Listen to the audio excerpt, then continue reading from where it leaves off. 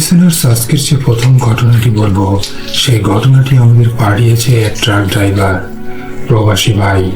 তো আর দেরি না করে মূল ঘটনায় চলে যাই। আমার নাম জুবায়েদ। আমি একজন বাংলাদেশি ট্রাক ড্রাইভার। প্রবাসী থাকি প্রায় 6 বছর ধরে। ইতালিতে ট্রাক ড্রাইভার হিসেবে কাজ করি। আমি এমন অনেক রাত দেখেছি যেখানে রাস্তা ফাঁকা, আকাশ কালো, আর শুধু হেডলাইটের আলোয় সঙ্গী আমার। কিন্তু আজ আমি যে রাতের ঘটনাটা বলতে চলেছি, এটা শুধু ঘটনা না, এটা একটা সত্য ঘটনা বটে, যা আমি আজও ব্যাখ্যা করতে পারিনি। সেদিন তারিখ ছিল 14 নভেম্বর, সময় রাত 12:40।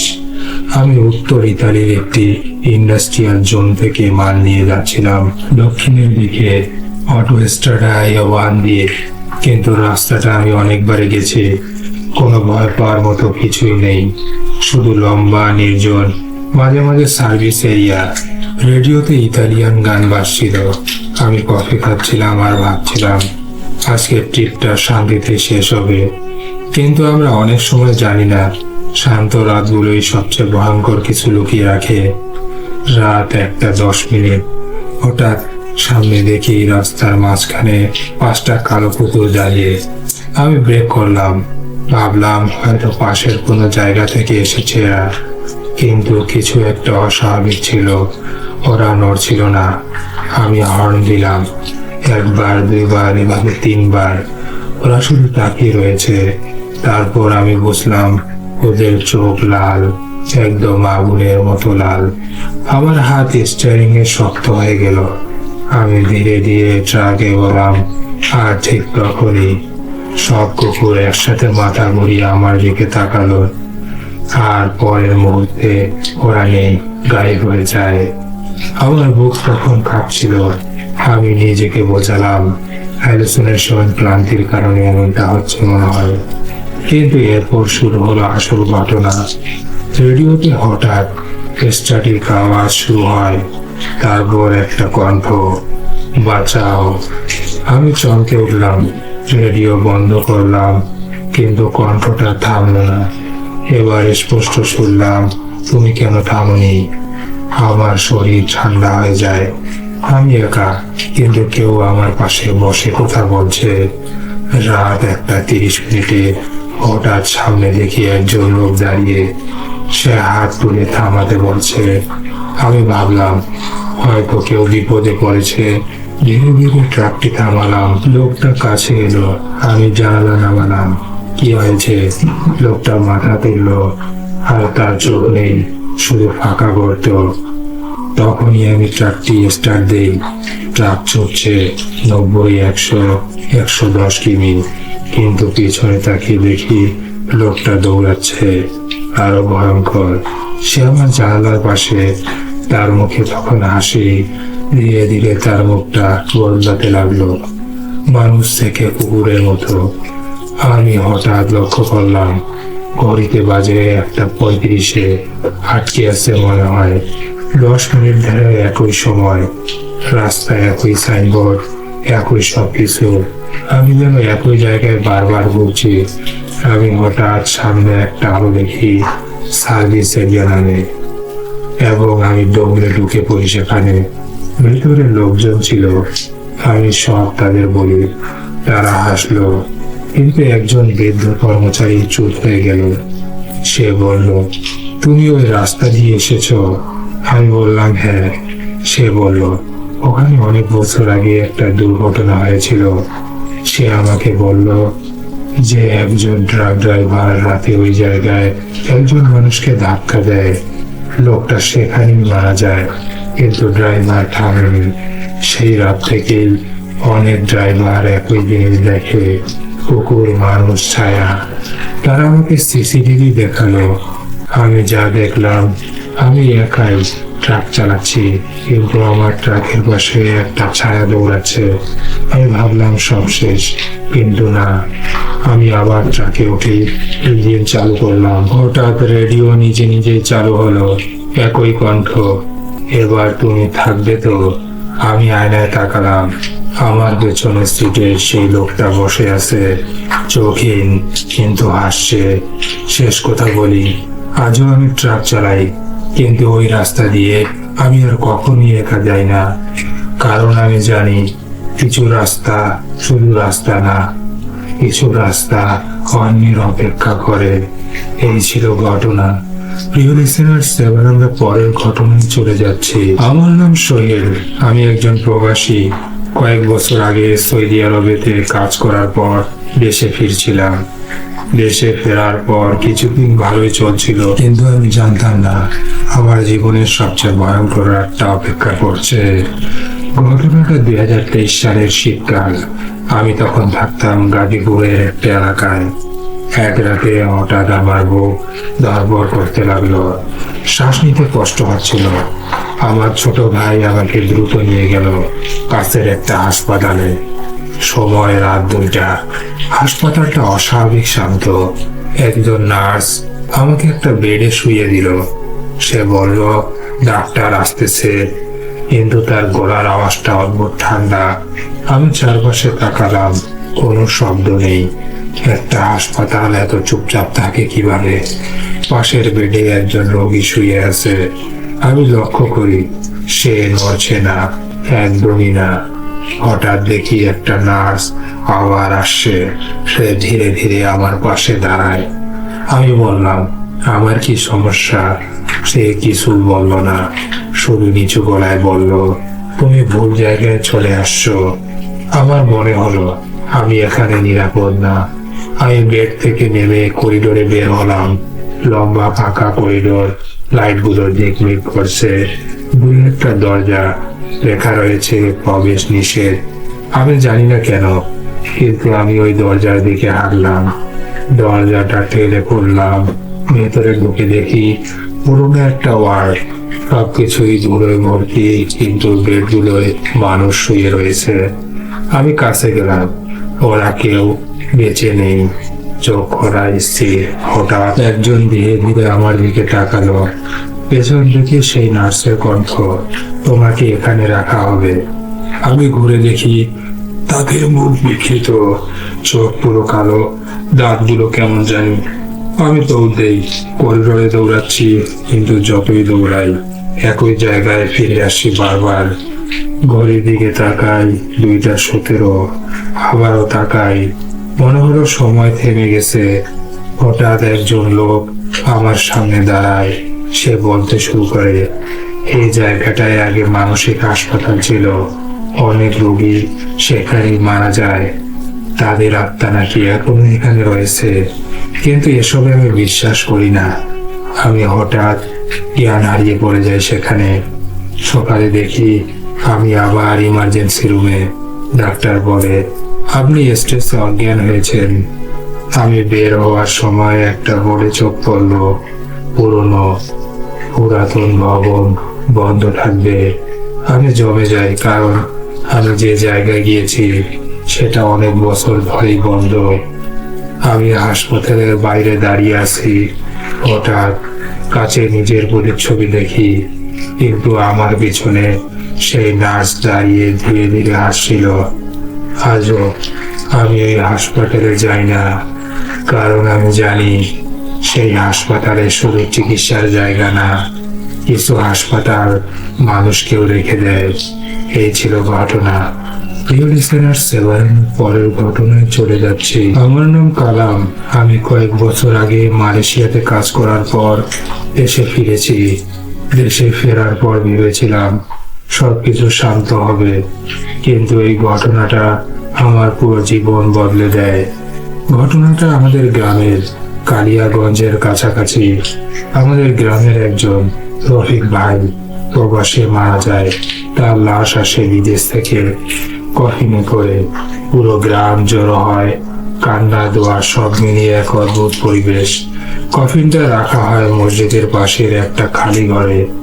রাত হলে সবাই চলে যায়, শুধু আমি, আমার বন্ধু সালাম আর গ্রামের এক চাচা থাকি। চাচা বলল, তোমরা একটু পাহারা দাও, সকালে দাফন হবে। সময় তখন রাত 1টা তো হবেই। তখনই ঘরের বাতি নিজে নিজেই নিভে যায়। আমরা ভাবলাম বিদ্যুৎ চলে গেছে, কিন্তু বাইরে আলো জ্বলছে। কিছুক্ষণ পর বিকট ভাবে শব্দ শুনি, টক টক করে। আমরা তিনজন একে অন্যের দিকে তাকালাম। শব্দটা কফিন থেকেই আসছে। সালাম বলল, ভাই, ইহা ভালো না। চাচা বলল, কাঠের শব্দ, ভয় পাইও না। কিন্তু তার গোড়াতেও ভয় ছিল। কফিনটা কেঁপে উঠল ধুম করে। আমরা তিনজনই পিছিয়ে যাই। স্পষ্ট শুনি, খুলে দেও। আমরা জমে যাই। ওটা রফিক ভাইয়ের কণ্ঠ। সালাম দরজার দিকে দৌড় দেয়। দরজাটা খুলে সে বাইরে বের হয়ে গেল। আমি আর চাচা ভেতরে আটকা পড়লাম। দরজা নিজে নিজেই বন্ধ হয়ে গেল। আমরা যতই চেষ্টা করি, খুলে না। এবং ধীরে ধীরে কফিনের ঢাকনা খুলতে শুরু করলো, ক্যাচ করে। রফিক ভাই উঠে বসলো। চোখ কেমন জানি সাদা, মুখ ফ্যাকাশে। সে আমার দিকে তাকালো। তুমি আমাকে রেখে আসছো কেন? তার হাত লম্বা হয়ে যাচ্ছে, মুখ বিকৃত। সে কফিন থেকে নামলো। আমি চিৎকার করে দরজা ধাক্কা দিলাম। এইবার দরজাটা খুলে যায়। আমি দৌড়ে বাইরে বেরিয়ে এলাম। এতক্ষণে আমি বুঝতে পেরেছি হয়তো কোনো অপশক্তি তার মাঝে প্রবেশ করেছে। তাই আমি সবাইকে বললাম এসব কথা। কেউ বিশ্বাসই করলো না। সকালে গিয়ে দেখি কফিন ঠিকঠাক, কিছুই হয়নি যেন। রফিক ভাইকে দাফন করা হয়, সবই শেষ। রাতে আমার দরজায় শব্দ, একই টক টক করে। কালাম, দরজা খোল। আমি চুপ। পরদিন খবর পেলাম সালাম পাগল হয়ে গেছে। সে শুধু একটাই কথা বলছে, কফিন খালি ছিল। আমরা খবর করে দেখি কফিন খালি। আমি বাড়ি ফিরে আয়নায় তাকাই। আমার পিছনে রফিক ভাই দাঁড়িয়ে। সে হাসছে বিকট ভাবে। ধীরে ধীরে বলল, এবার তুই আমার জায়গায়। আজও আমি ঘুমাতে পারিনি, কারণ আমি জানি কিছু কফিন মাটি ধরে রাখতে পারে না। এই ছিল ঘটনা। রিলিসেনার সেবারামের পরের ঘটনায় চলে যাচ্ছি। আমার নাম হাবিব। আমি ঢাকায় কাজ করি, কিন্তু আমাদের গ্রামের বাড়ি কিশোরগঞ্জে। ছোটবেলা থেকে গ্রামের প্রতি আমার টান ছিল, কিন্তু একটা ঘটনা আমাকে গ্রাম থেকে দূরে থাকতে বাধ্য করেছে। ঘটনাটা 2021 সালের। আমি ঈদের ছুটিতে গ্রামে যাই। সবকিছু আগের মতোই, ধান ক্ষেত, কাঁচা রাস্তা, সন্ধ্যার আজান। কিন্তু একটা জিনিস বদলে গিয়েছিল। গ্রামের মানুষজন সন্ধ্যার পর বাইরে বের হতো না। আমি এক চাচাকে জিজ্ঞেস করি, সবাই এত তাড়াতাড়ি ঘরে যায় কেন? তিনি একটু চুপ থেকে বললেন, ধান খেতে যাস না রাতে। আমি হাসলাম, ভূতের ভয় নাকি? তিনি বললেন, ভূত না, অন্য কিছু। আমি বিশ্বাস করিনি। সেদিন রাতে সিদ্ধান্ত নিলাম ধান খেতে যাব। সময় রাত 12টা। চাঁদের আলোতে আমি ধান খেতে ঢুকলাম। চারদিকে কুয়াশা, ঝিঝি পোকার শব্দ। হঠাৎ মনে হলো আমি একা না, দূরে একটা কালো অবয়ব দাঁড়িয়ে। আমি ভেবেছিলাম কেউ হয়তো মানুষ হবে।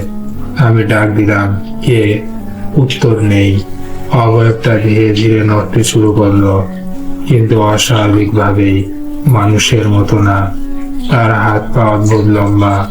আমার বুক ধড়ফড় করছিল। আমি পিছিয়ে আসতে চাইলাম, কিন্তু পা নড়ছে না।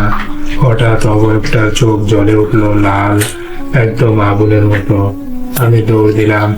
ধান ক্ষেতের ভেতর দৌড়াচ্ছি, কিন্তু পেছনের শব্দে কেউ দৌড়াচ্ছে মনে হলো। আমি বুঝতে পারলাম আমি পথ হারিয়ে ফেলেছি। চারদিকে একই রকম ধান ক্ষেত, কানের কাছে শব্দ, ফিরে যা। আমি ঘুরে দেখি কেউ নেই। হঠাৎ সেই কালো অবয়ব আমার সামনে, এত কাছে। আমি তার মুখ দেখতে পারছিলাম না, শুধু চোখ। সে ধীরে ধীরে বলল, তুমি এখানে কেন? তার গলা মানুষের মতো না। আমি চোখ বন্ধ করে দৌড় দিলাম। হঠাৎ পড়ে গেলাম। চোখ খুলে দেখি আমি ধান ক্ষেতের বাইরে, গ্রামের মানুষ আমাকে ঘিরে। তখনই বৃদ্ধ পড়তে শুরু করলো। ওখানে আগে শ্মশান ঘাট ছিল, অনেক লাশ সরানো হয়েছিল। সবাই শান্তিতে যায়নি। আমি ভাবলাম সব শেষ, কিন্তু রাতে আমি ঘুমাচ্ছিলাম। হঠাৎ জানালায় দেখি ধান খেতে সেই কালো অবয়ব দাঁড়িয়ে। সে ধীরে ধীরে হাত তুলল, আমাকে ডাকছে। আজও আমি গ্রামে গেলে রাতে বাইরে যাই না, কারণ আমি জানি সব ধান ক্ষেত শুধু ফসলের না, কিছু ধান ক্ষেত অন্য কিছুরও। এই ছিল ঘটনা। পরের ঘটনায় চলে যাচ্ছি। আমার নাম রুবেল, আমি গাজীপুর জেলার শ্রীপুর এলাকার মানুষ। আমি কয়েক বছর কাতারে কাজ করছিলাম। 2023 সালে দেশে ফিরি। সবকিছু ঠিকই ছিল, কিন্তু একটা রাত আমার জীবনটা বদলে দেয়। আমাদের এলাকায় একটা রাস্তা রয়েছে, লোকজন তাকে কালো রাস্তা বলে। রাস্তাটা ধান ক্ষেতের মাঝ দিয়ে গেছে। দিনে একদম স্বাভাবিক, কিন্তু রাতে কেউই যায় না। গ্রামের লোকজন বলে রাতে ওই রাস্তায় গেলে কেউ একা থাকে না। আমি বিশ্বাস করতাম না এসব। একদিন বন্ধুদের সাথে আড্ডা দিচ্ছিলাম। আমি বললাম আজ রাতে ওই রাস্তা দিয়ে যাব। সবাই আমাকে থামায়, কিন্তু আমি গেলাম। রাত 12টা, আমি একা হাঁটছি। চাঁদের আলো, হালকা কুয়াশা, সবই ঠিকই ছিল। হঠাৎ মনে হলো আমার পেছনে কেউ হাঁটছে। আমি থামলাম, শব্দটাও থামলো। আমি পেছনে তাকালাম, দূরে একটা কালো ছায়া দাঁড়িয়ে। আমি ডাকলাম, কে কে ওখানে? কোনো শব্দ নেই। আমি আবার হাঁটা শুরু করতেই ছায়াটা আমার দিকে এগোতে লাগলো। আমি দ্রুত হাঁটছি, কিন্তু সে আরো দ্রুত আসছে। হঠাৎ দেখি রাস্তা অন্যরকম। আমি এই জায়গা চিনিও না। কানে শব্দ, তোর এখানে আসা উচিত হয়নি। আমি ঘুরে দাঁড়ালাম। ছায়াটা একদম সামনে। তার চোখ একেবারে লাল। তার শরীর মানুষের মতো না, হাতগুলো লম্বা, মুখ বিকৃত, যেন কোনো অ্যাক্সিডেন্ট হয়েছিল। আমি দৌড় দেই, কিন্তু পা ভারী হয়ে যাচ্ছে। হঠাৎ চারদিক অন্ধকার, কিছুই যেন দেখা যাচ্ছে না। একটা কণ্ঠস্বর আবার, এখানে এসেছো কেন তুমি? ছায়াটা আবার কানে এসে বলে, তুই আর বাঁচবি না। আমি হঠাৎ দেখি আমি রাস্তার পাশে পড়ে আছি। লোকজন আমাকে ঘিরে আছে। সেদিন আমি কোনো রকমে বেঁচেছিলাম, আর এই হলো শেষ। কিন্তু একটা কথা বলি, আমি বাড়ি ফিরলাম, আয়নায় তাকাই, কিন্তু আমার পিছনে সেই ছায়াকে অসংখ্যবার দেখি। কারণ আমি জানি সেই রাস্তা ওই রাস্তাটা না, ওটা হলো অন্য কিছুর দরজা। এবার আমরা পরের ঘটনায় চলে যাচ্ছি। একটি ছোট গ্রাম ছিল, নাম তার চরপাড়া গ্রাম। সেই গ্রামের এক কোণে মাটির ঘরে বাস করত এক গরিব মানুষ, নাম তার করিম। তার স্ত্রী, তার একমাত্র ছেলে নিয়ে তার সংসার। করিমের নিজেদের কোনো জমি ছিল না, তাই অন্যের জমিতে দিনমজুর হিসেবে কাজ করে সংসার চালানো হতো। করিম ভোরে সূর্য ওঠার আগে ঘর থেকে বের হতো, কাঁধে কাস্তে, হাতে গামছা। কখনো ধান কাটে, কখনো জমি চাষে সাহায্য করে, আবার কখনো ইট ভাটায় কাজ করে। দিনের শেষে যা আয় হতো তা দিয়ে চাল ডাল কিনে কোনো রকমের সংসার চালাতো সে। একদিন হঠাৎ করে গ্রামে বন্যা আসে। টানা কয়েকদিনের বৃষ্টিতে চারপাশের সব জমি পানিতে ডুবে যায়। কাজ বন্ধ হয়ে যায়, তার আয়ও বন্ধ হয়ে যায়। ঘরে খাবারের অভাব দেখা দেয় তার। আর তার ছেলে একটি ছোট, প্রায় ক্ষুধার কারণে কান্না করে, চিন্তায় পড়ে যায়। সে অনেক দূরে একটি শহরে কাজ করতে যাওয়ার সিদ্ধান্ত নিলে তার স্ত্রী বারবার বলছিল, এত দূরে যেও না, যদি কিছু হয়ে যায়। কিন্তু সংসারের অভাব তাকে থামতে দেয়নি। পরের দিন ভোরে সে শহরের উদ্দেশ্যে রওনা দেয়। পথে তার অনেক কষ্ট হলো, পায়ে ফসকা পড়লো, তবুও সে থামেনি। শহরে পৌঁছে সে এক নির্মাণ সাইটে কাজ পায়। কাজ কঠিন হলেও সে মন নিয়ে কাজ করত। প্রতিদিন সকালে কাজ শুরু করে রাত পর্যন্ত কাটত। কয়েক মাস পর সে কিছু টাকা জমাতে পারলো। সে টাকা দিয়ে সে গ্রামে ফিরে যায়। ফিরে এসে সে দেখে তার ঘরটি আগের মতোই দাঁড়িয়ে আছে, কিন্তু তার পরিবারের মুখে দুশ্চিন্তার ছাপ। গরিব বাড়িতে ফিরে আসার পর যেন সবকিছু বদলে যায়। সে নতুন করে আবার ঘর মেরামত করে, ছেলের জন্য বই কিনে সবার মুখে হাসি ফেলল, কিন্তু পরিবারের মুখে সেই অদ্ভুত চিন্তার ছাপ থেকেই গেল। সেই প্রথম কয়েকদিন করিম বিষয়টা গুরুত্ব দেয়নি, কিন্তু একটা জিনিস সে লক্ষ্য করে, তার স্ত্রী আর ছেলে সন্ধ্যার পর ঘরের বাইরে বের হতে চায় না, যেন অন্ধকার নামলেই তারা আতঙ্কে জমে যায়।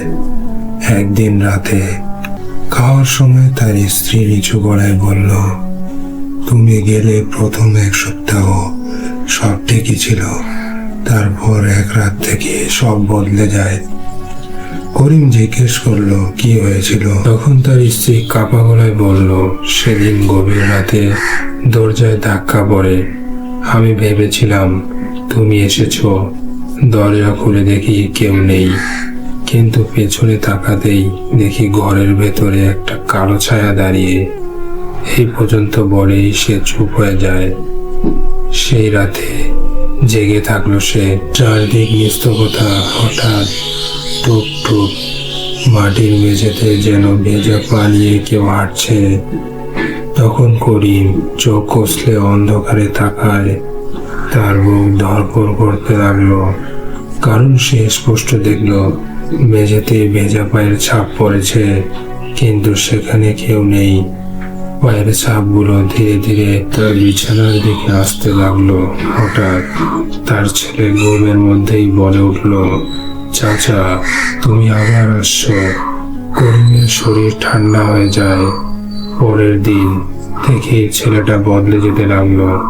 সে একা একাই কথা বলে, মাঝে মাঝে হাসে, আবার হঠাৎ ভয় পেয়ে চিৎকার করে ওঠে।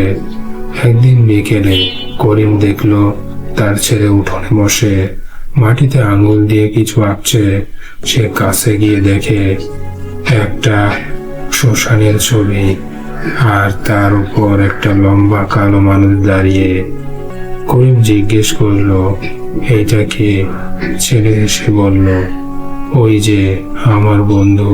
সে বলে, তুমি আমাদের ঘর নিয়েছিলে। আবার সেই রাতে করিম সাহস করে বাইরে বের হয়। আকাশ মেঘে ঢাকা, চাঁদের আলো নেই। হঠাৎ সে শুনতে পেল ঘরের পেছনের বাঁশঝাড় থেকে ফিসফিস শব্দ আসছে। সে ধীরে ধীরে এগিয়ে গেল। ঠিক তখনই হাওয়া একদম থেমে গেল। তারপর হঠাৎ করে ঠান্ডা বাতাস তার শরীর ছুঁয়ে গেল, আর সামনে বাঁশঝাড়ের মধ্যে একটা লম্বা শুকনো অবয়ব দাঁড়িয়ে আছে। মুখ নেই, শুধু দুটো জ্বলন্ত লাল চোখ। ওটা ধীরে ধীরে মাথা কাত করলো আর কর্কশ গলায় বলল, তুমি ফিরে এসেছো। করিমের গলা শুকিয়ে গেল। তুই কে? অবয়বটা এক পা সামনে এগিয়ে এলো, আর তার পায়ের নিচে মাটি যেন পচা শব্দ করছে। এই মাটির নিচে আমার হাড়। তোমরা আমার ঘুম ভেঙে দিয়েছ। পরদিন করিমের গ্রামের এক বৃদ্ধের কাছে যায়। মানিগুন্নি মনে করে সবাই তাকে। অনেক চুপ থেকে সে বলল, এই জায়গায় আগে একজন মানুষকে হত্যা করা হয়েছিল। তার লাশ গোপনে ওই মাটির নিচেই পুঁতে রাখা হয়েছিল। তার আত্মা মনে হয় শান্তি পায়নি। তখনই করিমের মাথা ঘুরে গেল। সেই রাতে সিদ্ধান্ত নিল মাটি খুঁড়ে দোয়া পড়া হবে। কিন্তু রাত নামতেই ঘটনা ভয়ঙ্কর হয়ে ওঠে। হঠাৎ করে ঘরের দরজা জানালা নিজে থেকেই বন্ধ হয়ে যায়। ভেতরে অন্ধকার, বাতি নিভে গেল। করিম তার ছেলেকে খুঁজে পাচ্ছে না। হঠাৎ সে শুনতে পেল ঘরের মেঝের নিচ থেকে শব্দ আসছে, বাবা আমাকে নিচে নামাও। এটা তার ছেলেরই কণ্ঠ। করিম পাগলের মতো মাটি খুঁড়তে লাগলো। মাটি সরাতেই সে দেখলো একটা পুরনো কঙ্কাল, আর তার পাশে তার ছেলের অচেতন হয়ে পড়ে আছে। হঠাৎ সেই কঙ্কালের চোখের জায়গা হঠাৎ করে লাল আলো জ্বলে উঠল, আর একটা ভয়ঙ্কর কণ্ঠ শোনা গেল, এবার আমি মুক্ত। হঠাৎ একটা ঝড়ের মতো বাতাস উঠতে শুরু করলো। সবকিছুই কাঁপতে লাগলো। তারপর সব চুপ। পরদিন সকালে দেখা গেল ছেলেটা বেঁচে আছে, কিন্তু কিছুই মনে নেই, আর সেই কঙ্কালও গায়েব। গ্রামের লোকজন বলল সে মনে হয় মুক্তি পেয়েছে।